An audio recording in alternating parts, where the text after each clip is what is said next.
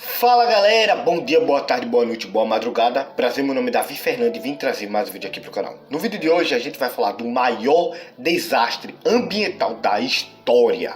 Mas antes de começar o vídeo, curta, compartilhe, comente e se inscreva no canal para não perder os próximos vídeos. Será que você conhece? Será que você sabe qual foi o maior desastre ambiental da história? Bora lá! O sumário, o caminho que a gente vai fazer aqui, claro, faltou os tópicos, né, mas tudo bem, eu vou dizer para vocês. A gente vai definir primeiramente o meio ambiente, o que é meio ambiente, essas coisas. Depois, eu vou mostrar algumas imagens depois para vocês. Depois, eu vou definir para vocês o que é desastre ambiental e mais algumas imagens. E depois a gente vem com uma descrição, uma narrativa que talvez você conheça. Tá? E depois a gente faz algumas recomendações, eu vou trazer algumas recomendações de canais para vocês estudarem melhor e a gente finaliza esse vídeo, tranquilo? Meio ambiente, então trouxe aqui umas imagens bem interativas e o link, né? Meio ambiente é o conjunto de elementos, processos e de dinâmicas biológicos, físicos e químicos que criam condições e mantêm a vida no planeta Terra, compreendendo também os seres vivos e as dinâmicas sociais, culturais e socioeconômicas. Continuando, o meio ambiente é composto pela biosfera, hidrosfera, atmosfera e litrosfera, e dele que retiramos os elementos essenciais para a nossa sobrevivência, como a água, o ar, o alimento e matérias-primas. Um dos motivos pelos quais a sua conservação se faz tão importante. Então, assim, meio ambiente é toda essa interação que a gente tem com a natureza, tá? Então vai ser a relação natureza-humano, vamos dizer assim. Então, o meio ambiente ele é bastante importante por causa disso, né? A gente sobrevive por causa do oxigênio que ele é produzido pelas plantas. Então, se a gente acabar com todas as plantas, então rapaz, sinto muito, viu? Como é que vai ficar essa produção de oxigênio, tá? Claro que tem as algas também elas produzem o oxigênio. Então imagina se a gente acabar com todas as plantas, com todas as algas, como é que fica a gente, cara? Entendeu? Traz alimentos, né? A gente tem árvores, macieira, pé de banana, sei lá, por exemplo. Então temos essa parte da natureza que traz alimento para a gente sobreviver, tá? Então o ambiente em si ele é muito importante para a nossa sobrevivência, mas eu posso ir além, dizer que o meio ambiente ele também serve para a gente descansar, para a gente admirar, tá? Então bem interessante, por isso cuidado com o meio ambiente, não somente para gerações futuras, mas também para gerações atuais como a gente, para a gente realmente viajar e tal, ver essa beleza, essa perfeição, tá? Algumas fotos aqui, né? Trouxe o canguru lá da Austrália, bem interessante, né? Lá tem bastante animais. Essa aqui eu não sei se é uma foto real, mas pode ser que sim. Mas eu achei interessante, trouxe aqui pra vocês uma borboleta em cima do globo aqui, né? Um mini globo. O Rio São Francisco é bem importante aqui pro país, né? Não é o maior do mundo, mas é um dos maiores do país aqui, do Brasil, né? E bem interessante. E outra imagem aqui, que foi do próprio slide do Canva mesmo, tá? Que eu faço esses slides no Canva. Então, bem possivelmente que essa imagem ela seja real. Então é bem interessante, bem bonitão, né, cara? Bem bonito. Quem não queria ir para um lugar desse aqui, descansar um pouquinho, né? Desastre ambiental, bora lá. Desastres ambientais são eventos desencadeadores. São eventos desencadeados no meio natural, ou que afetam elementos da natureza e que apresentam efeitos negativos para os seres humanos. Continuando, os desastres ecológicos, ou desastres ambientais, mesma coisa, né? Os desastres ecológicos, como são também chamados, são causados principalmente pela ação antrópica, seja ela atrelada à exploração intensiva de recursos naturais e a alterações do meio ambiente ou as atividades industriais. Enquanto modo em curto modo grosso, desastre ambiental ele pode ser causado por dois tipos. Ele pode ser causado pela própria natureza, e pela maior parte deles são causados por ação antrópica, que é a ação de seres humanos. Então a gente que causa o desastre ambiental. A gente pode citar queimada e tal. Eu vou mostrar no próximo slide. Queimada é um exemplo de desastre ambiental. Desmatamento também é um desastre. A gente pode até pegar nessa relação com desastre. Então desmatamento também seria um desastre ambiental. Porque isso, cara, ele afeta aquele ambiente. E a partir do momento que você queima aquele ambiente lá, uma determinada região, os micro-organismos que estavam presentes ali, rapaz, sinto muito, eu acho que eles não voltam na mesma quantidade, na mesma diversidade que tinha antes, na mesma biodiversidade que tinha antes. Então, assim, cara, eu não quero deixar realmente uma mentira aqui pra vocês, mas é quase impossível voltar ao que era antes, tá? É muito difícil. E aqui tá o link, né? E aqui eu trouxe uma imagem ilustrativa, não sei se isso aqui foi um desastre ambiental ou natural, se foi um desastre ambiental natural ou de ação antrópica, tá? Mas assim, o desastre que aconteceu recentemente, né, no Rio Grande do Sul, ele é um desastre natural, tá? Tem até canais no YouTube que explicaram um pouco sobre isso e tal. O rio ele acabou se elevando muito, não foi em poucas horas. Então isso foi uma ação natural, mas que poderia ter tido um impacto bem menor até onde eu sei, tá? Então aqui, ó, Rio Grande do Sul, né? Então eu cheguei a ver, teve jornais que falaram que a água chegou mais de 5 metros. Então é realmente coisa pra puxa, viu? Então é muito alto. Aqui a casa é primeiro andar, então ela conseguiria alcançar o primeiro andar, por incrível que pareça. Outra imagem, tá? Essa imagem aqui eu peguei do Brumadinho, que foi um desastre ambiental, agora causado por ação antrópica, porque era uma barreira e tal, e parece que eu não lembro bem o ano, eu acho que foi 2015, ou um pouquinho mais recente, eu não lembro bem. Mas se eu não me engano foi uma barragem que rompeu mesmo e foi culpa da ação humana. E as queimadas, que ela pode ser humanas ou não, ela pode ter sido, sei lá, por exemplo, um raio, ele pode cair na floresta, causar alguma faísca, alguma coisa ali e fazer uma queima bem grande. Mas pode ser por ação antrópica mesmo, tá? Um descuidado, pode ser até um descuidado, pode gerar isso aqui. Aí que tá, galera, vamos lá. O maior desastre ambiental da história foi o dilúvio de Noé. E aqui eu vou ler alguns versículos para vocês se situarem, para quem não conhece, tá? O dilúvio de Noé. Claro, eu recomendo você ler a Bíblia detalhadamente e tal, estude no texto original para você pegar mais referências, beleza? Não lembro qual a versão que eu peguei aqui dos textos, e é isso. O dilúvio de Noé se resume, né, do capítulo 6 até o capítulo 8, mas a gente só vai ler aqui o capítulo 6 e o capítulo 7, tranquilo? Esse sim foi o maior dilúvio que já aconteceu. E tem diversas provas que isso aconteceu, por isso eu vou deixar algumas recomendações de canais no final da apresentação para vocês acompanharem eles, porque tem, sei lá, tem um canal que fez um vídeo de quase, eu não lembro se é quase 1 hora, falando sobre o dilúvio de Noé, entendeu? Outros cientistas também falando sobre o dilúvio de Noé. Mitos, cara, tem mitos sobre um cara que salvou, construiu um barco, por exemplo. Na Bíblia fala que é realmente um navio, vamos dizer assim. Então, uma arca, né? Um navio, é como se fosse um navio, que é muito grande, né, a dimensão.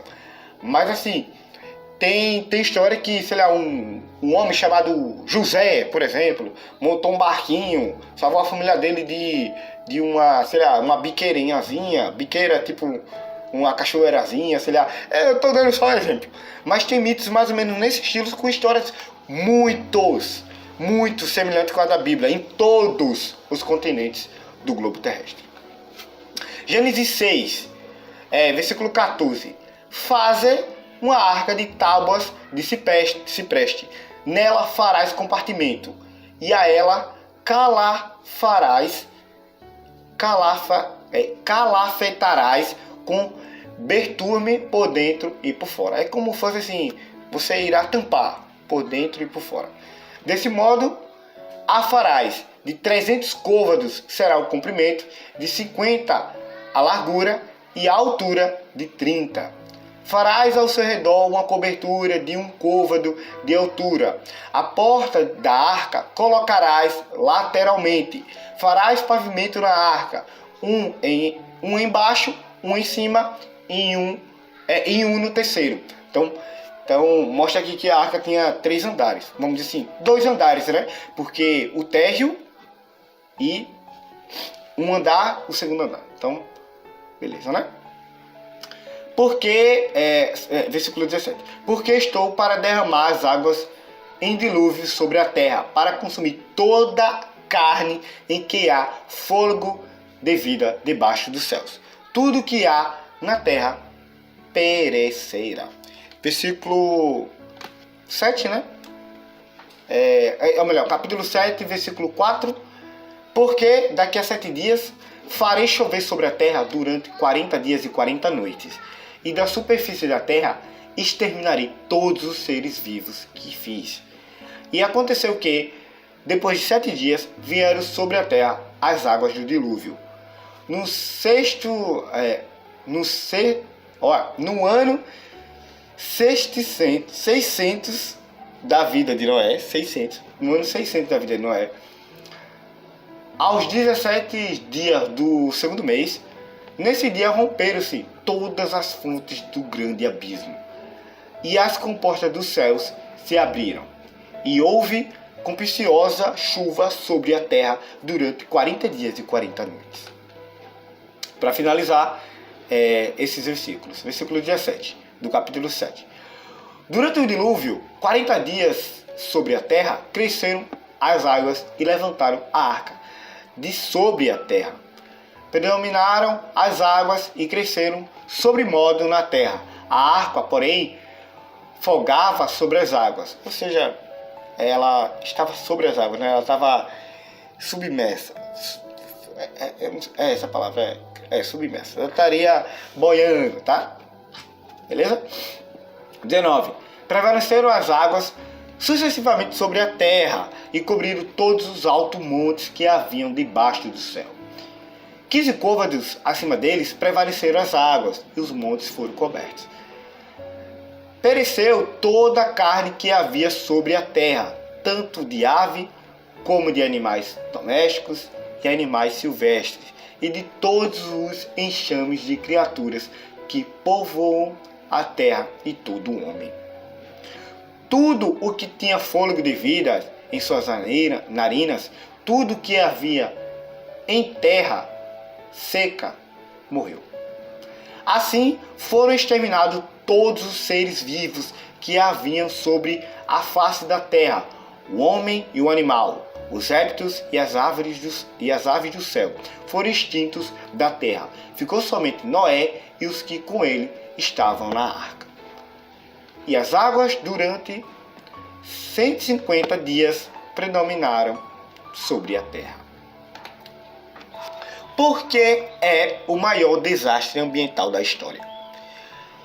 Cara, bem possivelmente, a gente tem bastante evidência que os dinossauros eles não foram extintos pelo meteoro. Bem possivelmente, os dinossauros eles foram extintos pelo dilúvio de Noé. Porque a gente tem um rápido soterramento desses animais. Porque isso foi causado rapidamente. Isso faria muito sentido com o que foi achado atualmente. O que foi achado alguns anos atrás e tal, que seria tecido moles em dinossauros. O que seria tecido moles? Seria tecidos cartilaginosos, tecidos com DNA, com vasos sanguíneos, em dinossauros que teria supostamente milhões de anos. Como isso pode acontecer? Como isso pode preservar por milhões de anos? É muita coisa. Como isso pode preservar? Porque isso não durou 1 milhão de anos. É lógico isso. Isso durou milhares de anos. E esse soterramento foi muito rápido.